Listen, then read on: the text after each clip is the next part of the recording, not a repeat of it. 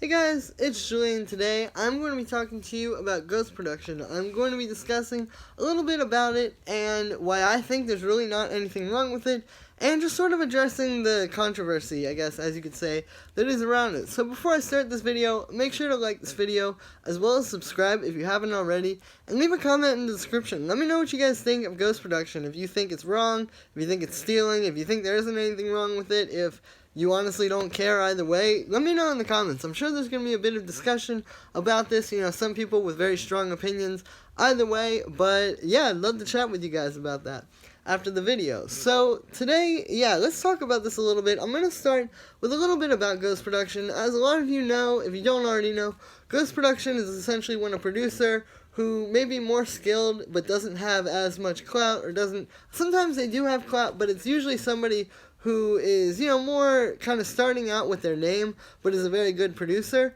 They produce a track, and then a bigger DJ or a bigger artist releases it under their name and claims to have made it when really it was made by the other producer. And the reason for this is because typically, like I said, if you're a smaller producer, like in my case, I can make a track that might be like on the same level as whatever hit, or you can make a track that may be on the level as whatever hit track, but if you don't really have that name to start out with, or you haven't really built up your fan base, that track could only get to, 50,000 people, and then it can't really, do its potential. But if you have a DJ or an artist who has a lot of clout to their name and has, a lot of people who know who they are already, and they release the track, it can get a lot bigger. It can do what it really needs to do, and we've seen this happen with tons of different tracks in the past. Name any track that you may know was ghost produced in the past, like 10 or 20 years, and you can see what I'm talking about. Like if you look at who made it and who released it, there's a reason why it did so well, and it's not just because of the track. A lot of times it's about who released it, and I think this is something I really want to talk about in this video, is like the fact that I think people see Ghost Production as a sort of one-sided thing, They see it as like, oh, well, yeah, it's just this bigger DJ stealing from the smaller producer, and, it's just wrong for that reason. But again, you got to think of it as a two-way street. Not every producer wants to be like a famous DJ. Like, not every producer wants to put out a track and get the whole thing that comes with that track being a hit. A lot of them really just want to produce a track that they think is really good and they know is a hit in their heart, and then move on to the next one and have a life and not have to tour and not have to do all this extra stuff. Is like, this is why I think it's a two-way street, is because, again, it's not just the fact that, this bigger DJ is stealing a track, but there really is that other side of it, It's like, people who have this skill and are able to produce need to have a way to make a living off of producing, and especially, like, for a lot of people, they really just don't want to tour. They don't want to be a DJ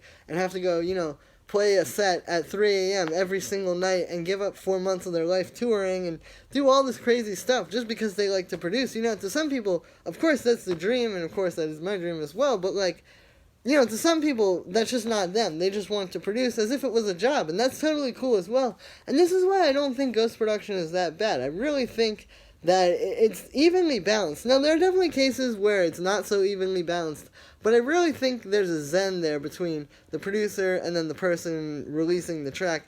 That's not just, someone stealing something and someone getting paid for something. And again, you really have to look back to, like, if someone has a skill, like if somebody can make tracks, that, of course, that's a skill that not everybody has, and it's a skill you have to work very hard to cultivate. Who are we to say that they don't deserve to make a living off of that with this very good way to make a living, Another thing about Ghost Production, at least in my experience when I was a ghost producer, is that you get really good at making music through Ghost Production. And the reason is, when you're making tracks on your own, the only standard you have to hold it to is your own. And obviously, if you send it to a label, later on maybe they'll give you some advice, or they'll tell you they don't like it for whatever reason. But in terms of, like, that, like, actual just process of creating, you're only, if you're making your own tracks, only ever having to answer to yourself. When you're ghost producing, you're having to make tracks, first of all, that are just completely, sometimes the opposite of what you would make, There's a lot of times when, say, I feel like making a techno track, and then somebody sends me a minimal house reference track and says, this is what I want, and I just have to do it because that's the job. But what happens is, when you do that, that's when you get really good, because you have to really analyze this music, because it's not just about, like, oh yeah, that rumble kick is so fat, man, I love it. It's like, okay, I'm not really super into this style, but what are the things that are happening here that I can learn from and implement into this track, and that's when you really start to get good with it, you know, and also it's just that thing of having to finish a track as well. So I think the ghost production can actually help you to really improve in your production and help you to get really good. And you know, the last thing that I'll say, and I won't say too much about this, but to be honest, I do think that a lot of the hate just honestly stems from, like, jealousy and haters online, because I think, like, when somebody sees, you know, oh, wow, this guy gets to get paid,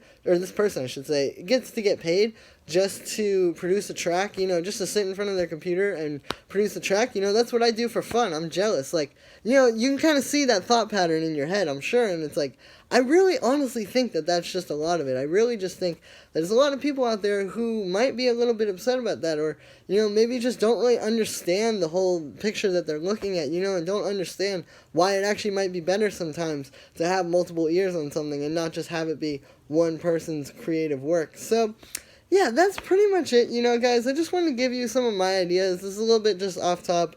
Just some ideas I have about ghost production, why I really don't have any problem with it, why I've never really been upset about it, and why I really don't think it's something to get that upset over. The other thing you guys have to keep in mind is, like, you know, this is dance music. Like, this isn't life or death. It's like, you know, there are people, like, getting a virus right now and getting sick, and there are people who, like, don't have water, and it's like, we're sitting here on Twitter complaining about the fact that, like, some random techno DJ's track was ghost produced. Like, you know, you have to kind of keep in mind, like, really put it in context. If you're actually going to get upset about this on the internet, like, it just doesn't really matter that much, you know? Let people do, like, what they're going to do. And that's my mindset on it. So, yeah, that's pretty much going to be it for this video, guys. I hope you enjoyed. As always, make sure to like this video as well as subscribe. And like I said at the beginning, let me know what you think in the comments. You know, tell me if you still hate ghost production, if you think it's wrong, whatever. Leave it all down there. I can't wait to read through those and respond to you guys. And as always, check out my sample packs as well, because this is a great way to support me. If you don't like ghost production, that's a great way for me to make some money without having to do ghost production. So yeah, thank you so much, everybody, and I will see you tomorrow with another video.